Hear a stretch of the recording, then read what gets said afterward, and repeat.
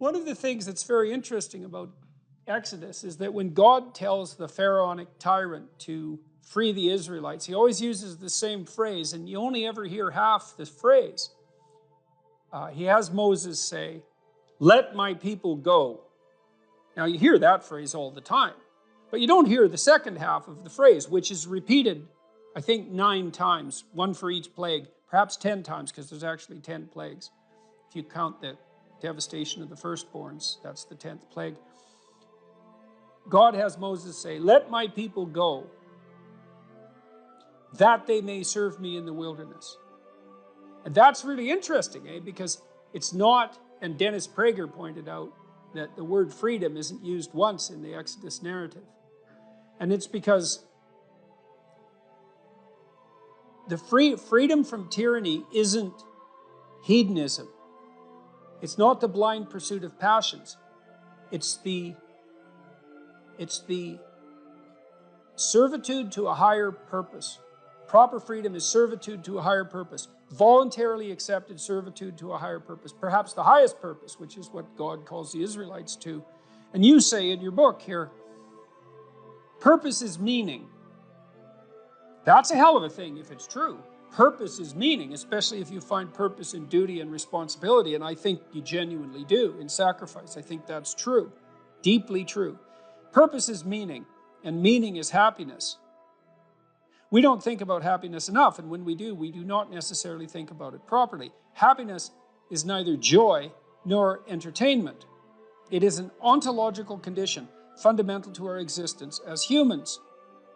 It's notable that when the founders drafted the Declaration of Independence, they listed up front 3 things to which we are all entitled: life, liberty, and the pursuit of happiness. A little later you say, "You need to understand that your purpose may be great in the eyes of the world, or it may be commonplace and seemingly small. Your purpose might be your family, your children. It might be tutoring a child and changing their life. It might be the business you started. It might be cleaning up your block. It might be in the help you give others. It might be in the example you set." And then you say, as John Adams said, "Our Constitution was made only for a moral and religious people. It is wholly inadequate to the government of any other." And so I love the way that's all tied together, that happiness is to be found in the pursuit of meaning and purpose, and that's tied up with duty and responsibility to others. I think that's fundamentally true. And I do think that's the way out of the deepest suffering.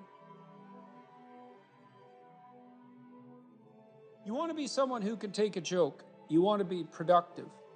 Yeah, the best definition I ever read of Christian charity, maybe just of charity in general: generosity plus productivity. And look, people like to stress the first, especially when they aren't the second. It's like, I'm generous. It's like, yeah, but you don't have anything. So that's, Now, I'm not talking about the people who truly have nothing and are still willing to share. I'm talking about the people who pull down the productive while hyping their own generosity and forgetting that you'd be even better at being generous if you were also productive. So I hear from socialists a lot that Jesus was a socialist. This is a common refrain from the progressive left, and the idea being that you should want to give charity. And I said, Jesus wasn't saying that you should take from others and make them give charity. That wasn't what he said. You need to be generous with your belongings, with your time, with your labor. That's what he was saying. It was a generosity of the heart, not a demand on others. That's right. Well, that's absolutely 100% correct. It's an injunction towards the highest form of self-sacrifice. Period. The end. Obviously, that's what the crucifixion means, the acceptance of that catastrophic death, all of the, the tragedy of life, and then even a further radical acceptance of the necessity to confront hell. That's self-sacrifice. That is not calling for moral actions on the part of others on your behalf. Definitely 100% not. And that self-sacrifice is called upon even if you're innocent, right? So it's even more than that. You want to have the ability to delay gratification. You know, that ties in with what we talked about earlier about being able to treat yourself as if you're a community across time.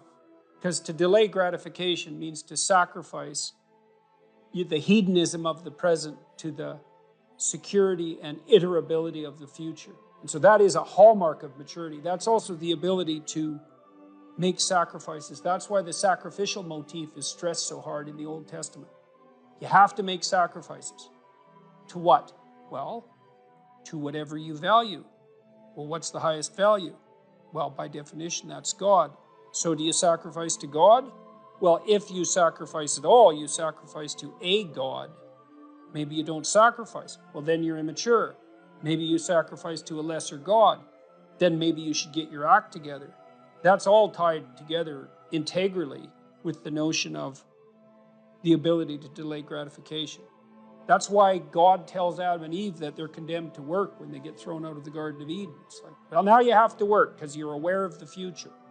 Well, that's a call to sacrifice because work is a sacrificial act. And then the question is, in service of what?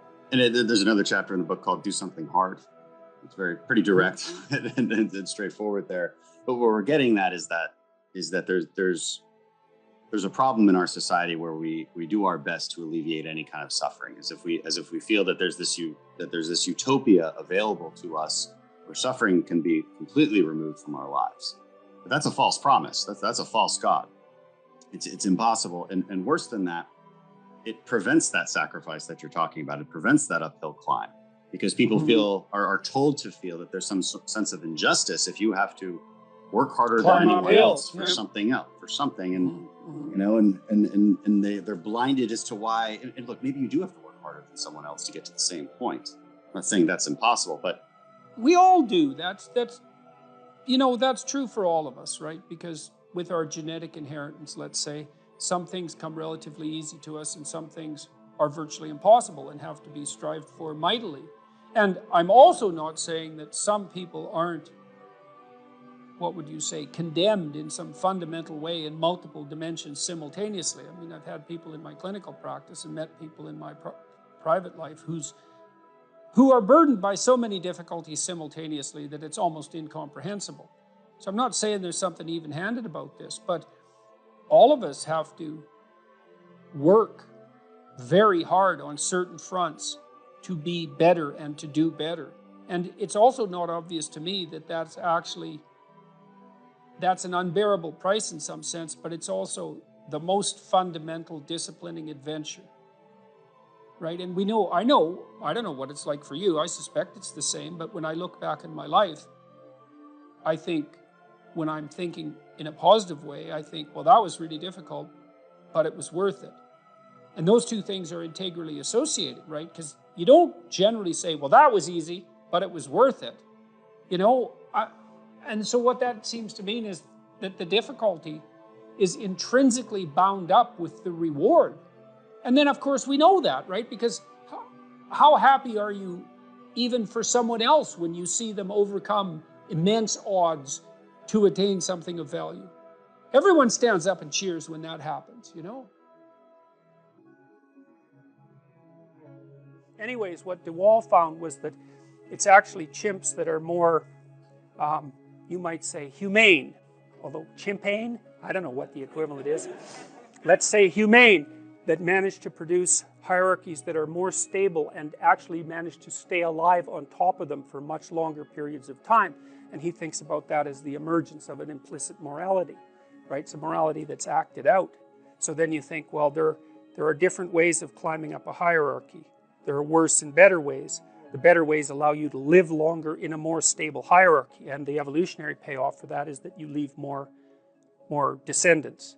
And so the hierarchy itself becomes a very powerful shaping mechanism that determines how it is that people are going to adapt, because it's the primary method of selection.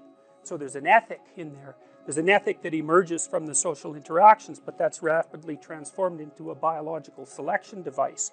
And so we're selected. And that's especially true among human beings, because with chimps, the females are indiscriminate maters, which is to say that a female chimp in heat will mate with any male chimp.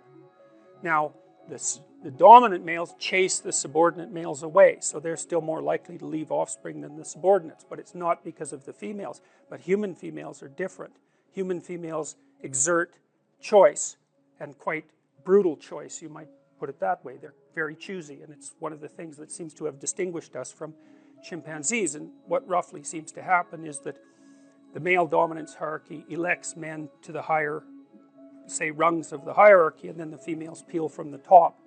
And so that means that what you can say is that human beings are the consequence of intense male dominance competition. It's not necessarily dominance, but it's competition for the upper rungs of the hierarchy, mediated by female selection.